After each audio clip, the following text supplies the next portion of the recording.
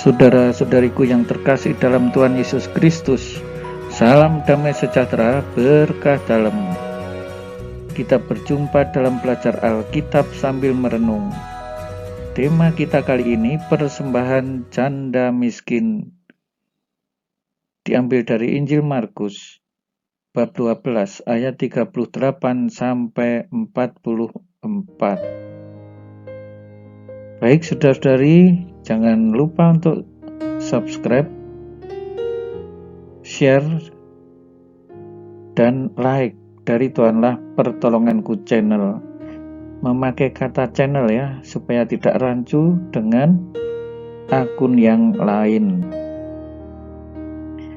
Dalam pengajarannya, Yesus berkata, hati-hatilah terhadap ahli-ahli Taurat yang suka berjalan-jalan memakai jubah panjang dan suka menerima penghormatan di pasar.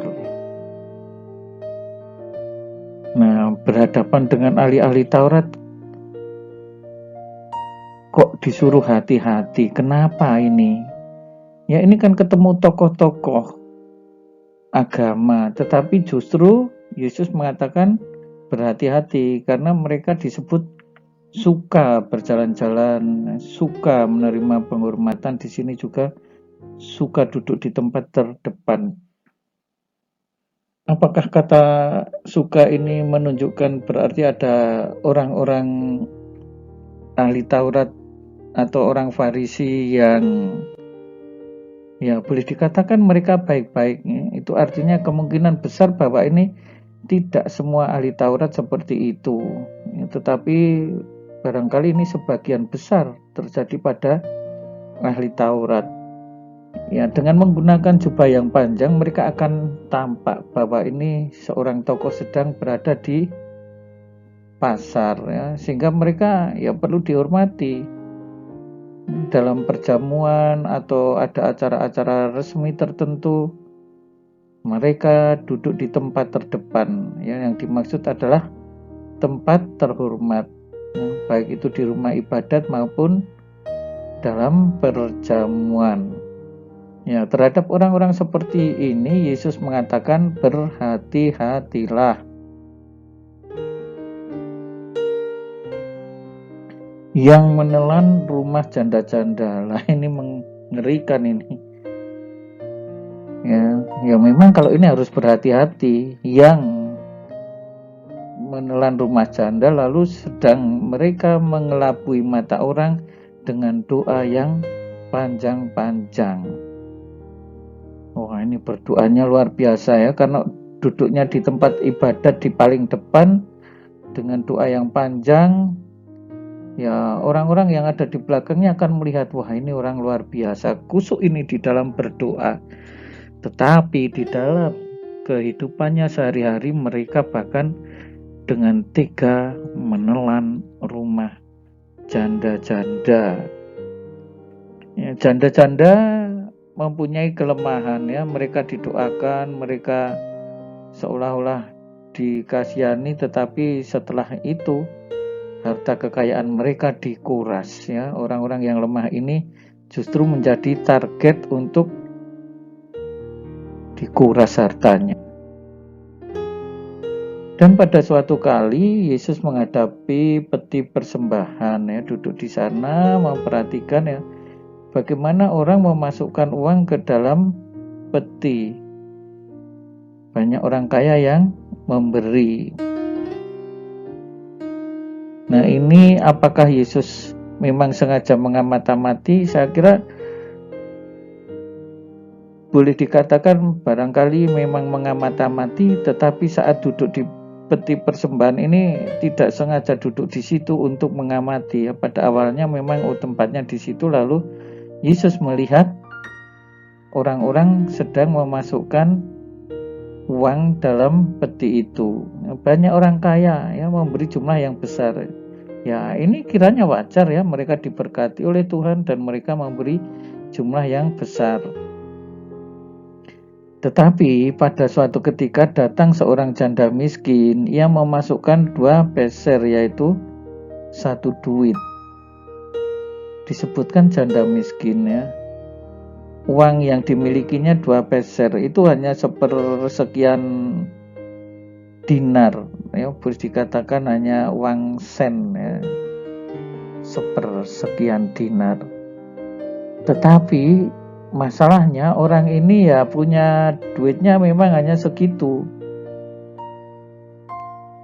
dan ternyata kedua peser ini kemudian dimasukkan ke dalam peti persembahan. Lalu Yesus berkata, sesungguhnya janda miskin ini memberi lebih banyak daripada semua orang yang memasukkan uang ke dalam peti persembahan. Nah, saudara-saudari, rupa-rupanya Yesus melihat bahwa jumlah nominal itu tidak menjadi ukuran yang utama. Yaitu diperkirakan sampai saat ini pun jumlah nominal itu juga penting, ya. Tetapi di sini Tuhan melihat hati, kerelaan.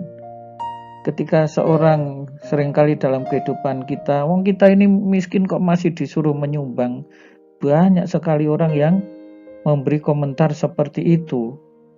Sering kami mendengar, ya, ketika ada pembangunan gereja atau apa, mereka mengaku miskin dan tidak mau menyumbang. Ya, tetapi ketika ada subsidi datang, siapa yang merasa miskin, mereka pun mengaku miskin supaya diberi sumbangan. Lah ini kan aneh. Ada loh dalam kehidupan orang kaya tapi mentalnya itu miskin sekali.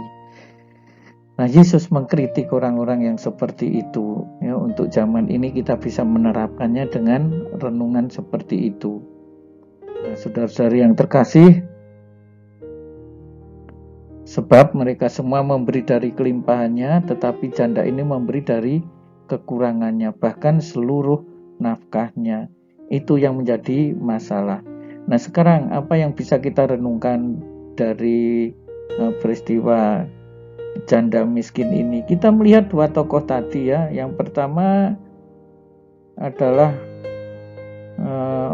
orang yang terhormat, yaitu ahli Taurat. Ya, seorang ahli Taurat di mata masyarakat pada masa itu dianggap sebagai orang yang saleh, ya, karena doa-doa mereka, karena jubah mereka, ya, mereka dianggap sebagai orang-orang yang terhormat. Dan ini kiranya juga tidak menjadi masalah, ya. Mereka ya hidup tercukupi, ya, sehingga boleh dikatakan termasuk orang yang cukup berduit atau cukup kaya. Mereka juga terpandang tidak hanya karena kekayaannya, tetapi status sosialnya juga baik. Dikontraskan dengan seorang tokoh janda miskin yang, ya, sebagai janda seringkali dianggap warga kelas 2, ya. Mereka tidak dipandang, apalagi kalau mereka ini janda miskin, ya, nggak punya duit, ya, dianggap sebagai sosok yang lemah. Dan memang mereka secara sosial itu lemah, ya. Para janda pada masa Yesus itu. Nah, itu berkaitan dengan tokohnya itu, ya, mengenai kenyataan kehidupan mereka. Tetapi di dalam peristiwa Injil ini kita lihat, ya, ahli Taurat dianggap oleh Yesus telah mengelabui, mendapatkan kritikan luar biasa. Mereka mengelabui dengan doa yang panjang, mereka tokoh yang tidak melayani, bahkan disebut menelan rumah janda-janda. Rumah ditelan. Ini kata-kata Yesus ini mengerikan, menelan rumah. Sekarang dibandingkan dengan tokoh janda, memang di sini Yesus hanya mengatakan, ya, ia memberi dari kekurangannya, ya, seluruh nafkahnya. Ya, kita bisa melihat ya bahwa gambaran ini adalah seorang janda yang cukup menderita, ya, tetapi dia punya keikhlasan, punya kepercayaan, punya rasa syukur, ya, sehingga punya kerelaan untuk mempersembahkan apa yang dia miliki. Nah, saudara-saudari yang terkasih, selamat untuk merenungkan. Mungkin itu ada dalam peristiwa kehidupan kita. Ya, Tuhan Yesus memberkati. Horas berkah dalam. Jangan lupa untuk bagikan kepada teman-teman dan subscribe dari Tuhanlah Pertolonganku channel, memakai channel ya. Terima kasih. Saudara-saudari sekalian, pekerjaan saudara, aktivitas saudara, keluarga saudara dilindungi dan diberkati oleh Allah yang Maha Kuasa, Bapa dan Putera dan Roh Kudus. Amin.